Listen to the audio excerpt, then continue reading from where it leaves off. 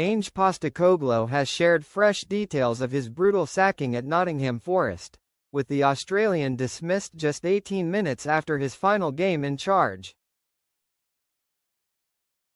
Postecoglou, 60, endured a miserable spell with the East Midlands club after taking over from Nuno Espirito Santo earlier this season. He oversaw an 8-game winless run, with owner Evangelos Marinakis giving him his marching orders after just 39 days in charge, with the team's 3-0 loss at home to Chelsea the final nail in the coffin for the charismatic Australian. Postecoglou has since admitted that the decision to join Forest was not the right one, but in an interview with SEN 116 back in Australia, he has shed light on the aftermath of the Chelsea defeat and his dismissal. "I haven't told the story, but it was brutal, mate. I literally got sacked straight after the game," he said. "I knew it was coming, so it was one of those that could come any day now, but they literally sacked me straight after the game. I hadn't done the press yet, but the press already knew. I just wanted to leave because I was going to do something I regret. I hadn't spoken to the assistant coaches, who I knew also were probably going to be sacked, so I needed to say something to them, and I am doing this walking through throes of press and people who are just all looking at me, and I just wanted to get out of there." Security said to me, "Ange, how do you want to get out of here? You know, with Premier League games all the roads are blocked for half an hour. And then after half an hour they said, Ange, the roads have opened, but there's obviously traffic out there, and they did their best to try and get me through. I got stuck at one set of traffic lights for at least 15 minutes. I've got Chelsea supporters giving it to me. Forest supporters weren't much kinder. I am sitting in the car laid back, and in between I got little kids coming up asking for a selfie. So what do? I don't want to disappoint.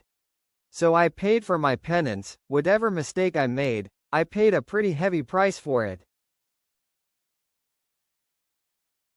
Postecoglou was replaced by Sean Dyche, who was sacked by Forest in February.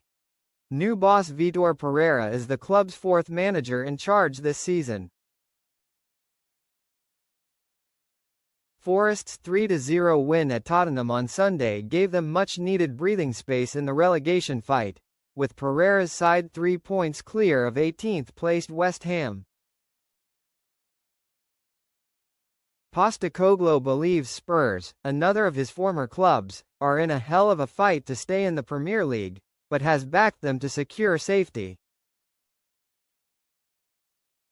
Tottenham are 17th and only 1 point above the relegation zone after a run of 2 league wins in 22 fixtures.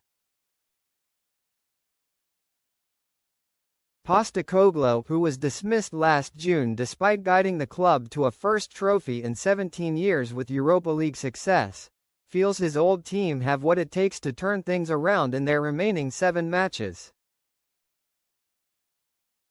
I still have a really strong attachment to the club, Postecoglou added to SEN 1116.